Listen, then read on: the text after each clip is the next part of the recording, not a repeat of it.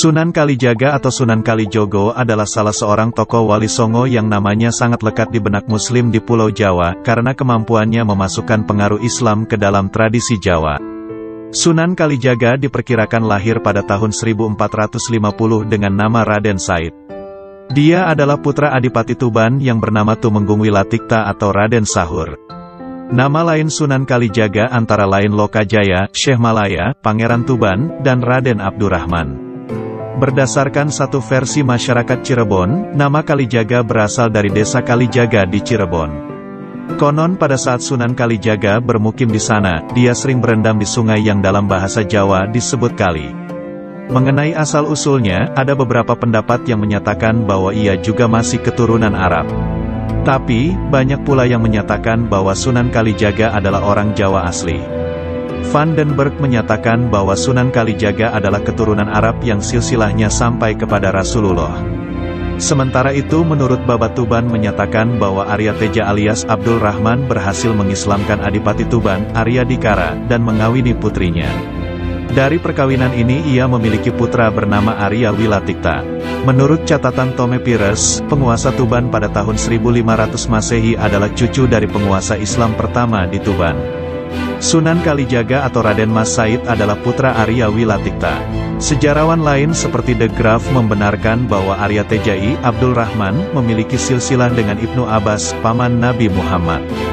Dalam satu riwayat, Sunan Kalijaga disebutkan menikah dengan Dewi Saro binti Maulana Ishak dan mempunyai 3 putra, yaitu Raden Umar Said, Sunan Muria, Dewi Rakayuh, dan Dewi Sofiah.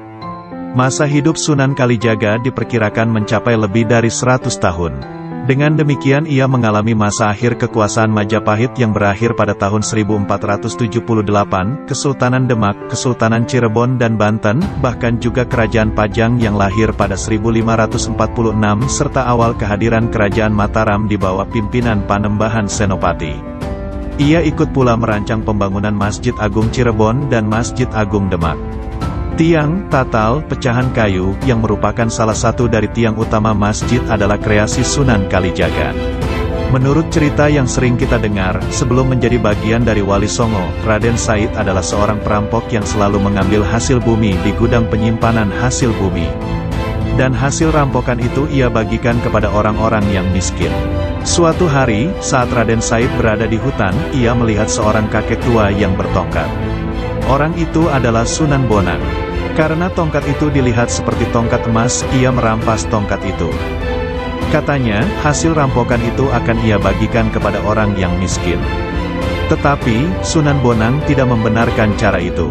Ia menasihati Raden Said bahwa Allah tidak akan menerima amal yang buruk. Lalu, Sunan Bonang menunjukkan pohon aren emas dan mengatakan bila Raden Said ingin mendapatkan harta tanpa berusaha, maka ambillah buah aren emas yang ditunjukkan oleh Sunan Bonang. Singkat cerita, Raden Said ingin menjadi murid Sunan Bonang. Dia pun lalu menyusul Sunan Bonang ke sungai dan berkata bahwa ingin menjadi muridnya. Sunan Bonang lalu menyuruh Raden Said untuk bersemedi sambil menjaga tongkatnya yang ditancapkan ke tepi sungai. Raden Said tidak boleh beranjak dari tempat tersebut sebelum Sunan Bonang datang. Raden Said lalu melaksanakan perintah tersebut.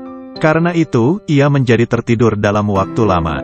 Karena lamanya ia tertidur, tanpa disadari akar dan rerumputan telah menutupi dirinya. 3 tahun kemudian, Sunan Bonang datang dan membangunkan Raden Said. Karena ia telah menjaga tongkatnya yang ditancapkan ke sungai, maka Raden Said diganti namanya menjadi Kalijaga.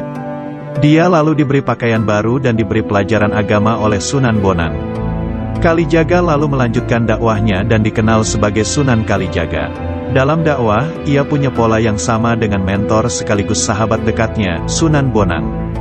Paham keagamaannya cenderung sufistik berbasis salaf, bukan sufi panteistik yang menekankan pada unsur pemujaan semata.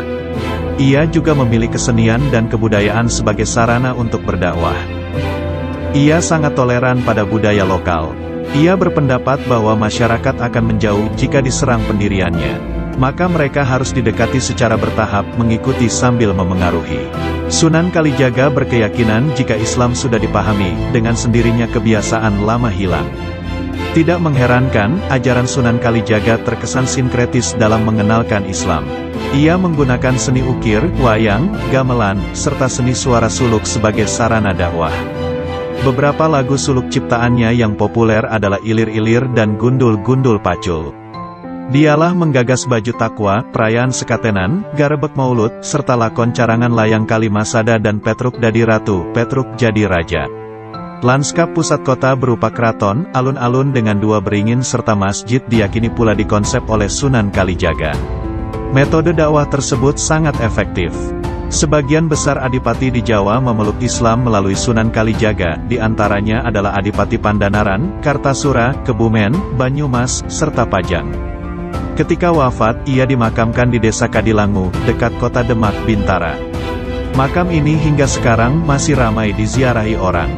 Lalu apa saja 10 wasiat atau dasar pitutur Kanjeng Sunan Kalijaga yang masa hidupnya konon mencapai 100 tahun lamanya itu? Berikut ini isi nasihat berharga dari beliau yang layak kita renungkan dan kita jalankan dalam kehidupan kita, jika kita mendambakan kehidupan yang selamat baik di dunia maupun di akhirat. Pertama, urip iku urup, yang bermakna hidup itu nyala. Maka hidup itu hendaknya memberi manfaat bagi orang lain di sekitar kita. Karena semakin besar manfaat yang bisa kita berikan, tentu akan lebih baik. Hal ini sesuai dengan ajaran Islam yang menekankan bahwa manusia terbaik adalah manusia yang paling bermanfaat bagi manusia lain. Kedua, memayu hayuning bawono, Ambrasto Durhangkoro, yang bermakna bahwa manusia hidup di dunia harus mengusahakan keselamatan, kebahagiaan dan kesejahteraan, serta memberantas sifat angkara murka, serakah dan tamak. Hal ini dimaksudkan agar setiap manusia turut berperan sebagai penyelamat bumi, langit dan seisinya, termasuk juga keselamatan dan keamanan segala makhluk yang hidup di dalamnya. Ketiga, Surodiro Joyo Jayaningrat, Lebur Dening Pangastuti, yang bermakna bahwa segala sifat keras hati, picik, angkara murka, hanya akan bisa dikalahkan dengan sikap bijak, lembut hati dan sabar. Maka manusia hendaknya lebih mengutamakan akhlakul karimah, tidak hidup di bumi dengan bersikap sombong dan tidak gemar membuat kerusakan di atasnya. Keempat, ngeluruk tampo bolo, menang tampo ngasorake, sekti tampo aji-aji, sugi tanpa bondo, yang bermakna bahwa manusia harus tetap berjuang meski tanpa perlu membawa massa, menang tanpa merendahkan atau mempermalukan, berwibawa tanpa mengandalkan kekuatan, kaya tanpa didasari kebendaan. Itulah modal manusia dalam hidup, yang senantiasa menjunjung tinggi harkat martabat kemanusiaannya sebagai anugerah kodrati dari Tuhan. Kelima, datan serik lamun ketaman, datan susah lamun kelangan, yang bermakna hendaknya manusia jangan gampang sakit hati dan ciut nyali manakala musibah menimpa diri, jangan sedih manakala dirinya kehilangan sesuatu. Karena manusia mesti senantiasa sadar bahwa semua hanya miliknya. Dialah sang pemilik sejati, sementara dirinya hanya semata si penerima titipan belaka. Keenam, ojo gumunan, ojo getunan, ojo kagetan, ojo aleman, yang bermakna hendaknya manusia jangan mudah terheran-heran, jangan mudah menyesal, jangan mudah terkejut dan kaget, juga jangan mudah kolokan, cengeng atau manja. Sebaliknya, manusia mesti tak mudah euforia dikala senang dan tidak pula histeria dikala sedih, melainkan harus tetap tenang dan tegar dalam segala keadaan. Ketujuh, ojo ketungkul marang kalungguhan, kadonyan lan kemareman, yang bermakna hendaknya manusia jangan terlampau terobsesi atau terkungkung oleh keinginan untuk memperoleh kedudukan, kebendaan dan kepuasan duniawi. Karena sejatinya semua itu, ibarat hanya senda gurau belaka. Kedelapan, ojo kuminter munda keblinger, ojo cidra munda cilaka, yang bermakna bahwa hendaknya manusia jangan sok merasa paling pandai agar tidak salah arah, jangan suka berbuat curang agar dirinya tidak celaka. Manusia mesti selalu ingat bahwa hanya Tuhanlah yang Maha Tahu, sementara dirinya hanya mendapatkan karunia kepandaian dan ilmu tak lebih dari seujung kuku saja. Karena itu, sudah selayaknya manusia hidup berlaku jujur dan senantiasa teguh di jalan kebenaran.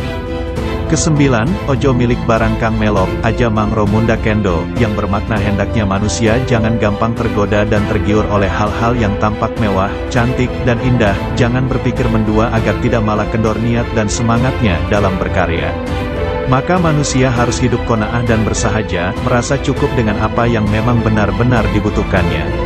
Sedangkan dalam berikhtiar dan berupaya hendaknya dia tetap fokus dan tidak mendua. Kesepuluh, ojo adigang, adigung, adiguno, yang bermakna hendaknya manusia jangan berwatak sok kuasa, sok besar, sok sakti dan sok-sok lainnya. Karena seperti kata pepatah, di atas langit masih ada langit. Dan sesungguhnya, pakaian kesombongan itu hanya Tuhan yang pantas memakainya, bukan manusia yang sejatinya adalah budak yang tak kuasa dan hamba yang penuh cacat dan cela. Itulah ke-10 wasiat atau pitutur dari Kanjeng Sunan Kalijaga yang patut kita pedomani dan semampu kita hendaknya kita wujudkan dalam kehidupan di dunia, agar kita memperoleh keselamatan dan kebahagiaan abadi di akhirat kelak.